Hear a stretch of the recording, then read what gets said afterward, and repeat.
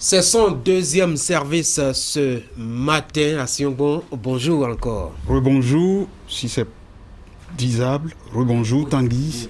Ok, mesdemoiselles, mesdames et messieurs, bonjour. L'actualité ce jour porte sur les écoles supérieures privées dont le quotidien Fraternité dit qu'elles seront fermées. C'est d'ailleurs la manchette de ce journal qui titre « Les écoles supérieures illégales fermées dès ce jour ». Le vent de la rupture souffle, nettoie toute souillure et assainit la République. Note le journal qui renseigne que la ministre de l'Enseignement supérieur Marie-Odile Atanasso a instruit le directeur des établissements privés d'enseignement supérieur, le professeur Dodia Mouzouvi, aux fins de procéder dès ce jour à la fermeture systématique des écoles illégales. Le journal d'expliquer qu'il s'agit de celles qui ne disposent pas des autorisations nécessaires et d'enseignants qualifiés conformément aux tests en vigueur en la matière. En plus, le journal fait observer qu'aucune complaisance n'est envisageable dans l'exécution de cette mission. Il n'y a plus aucun doute sur la philosophie de la rigueur du régime en place. Les faussaires subiront la rigueur de la loi et le journal de dire que le gouvernement met fin à la pagaille avant de se désoler sur le cas des apprenants en écrivant que les publicités mensongères ont eu raison des étudiants.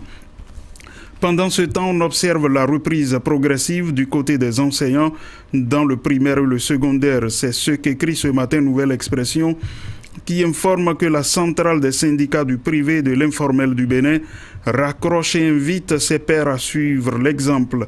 Une suspension qui, selon le journal, permettra aux enseignants de renouer avec les classes. Soleil Levant précise que la CSPIB lance la reprise le 3 avril prochain après avoir pris acte des efforts et propositions du gouvernement. À en croire la nation, la centrale recommande au gouvernement de poursuivre les négociations pour vider les derniers points de la plateforme revendicative en suspens. De son côté, Fraternité publie la déclaration de suspension de la grève. Suspension d'accord, cela ne convainc pas trop la Nouvelle Tribune qui note que la crise dans le système éducatif est de plus en plus inquiétante. La grève a atteint son paroxysme alors que le gouvernement et les partenaires sociaux refusent de démordre. Ils oublient que l'année tend vers sa fin et que l'avenir des enfants risque d'être hypothéqué à cause d'intérêts égoïstes et inavoués de part et d'autre. Et puis, cette autre actualité portant sur le ménage au port autonome de Cotonou, le limogeage de la directrice générale de la structure poumon économique du Bénin. Fraternité annonce brièvement, sans autre détail, la nouvelle sous le titre « Contrat avec le port d'Anvers ».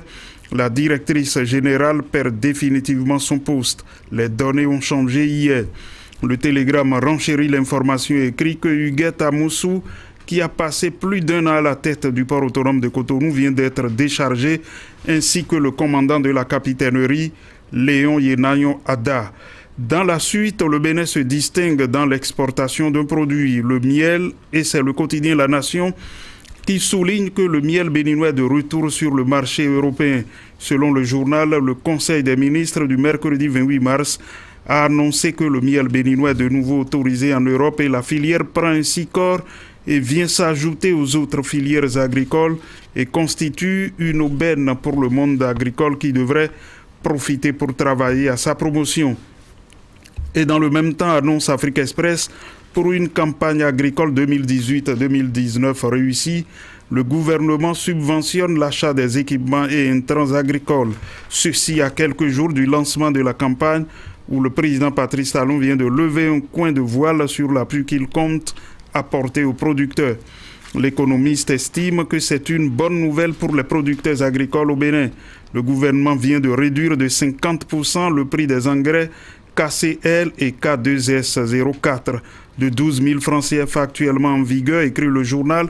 Le prix du sac de 50 kg d'engrais KCL et K2S04 passe désormais à 6 000 francs CFA au profit des producteurs de palmiers à huile, d'ananas, d'agrumes et de cultures maraîchères. Nouvelle Expression pense que c'est là des mesures incitatives pour accompagner les producteurs. Le journal de dire que Talon est soucieux du bien-être des producteurs. Et comme lui, le ministre de la Culture, Oswald Omeki, qui, selon Afrique Express, expose les grandes innovations de la 14e édition du Festival international du théâtre du Bénin. Le journal renseigne que désormais, explique l'autorité ministérielle, il s'agira de rassembler la crème du théâtre national et international pour faire de l'événement un grand rendez-vous africain du théâtre. Il ne s'agira plus de faire venir au Bénin des productions théâtrales de moindre valeur. Merci beaucoup à vous.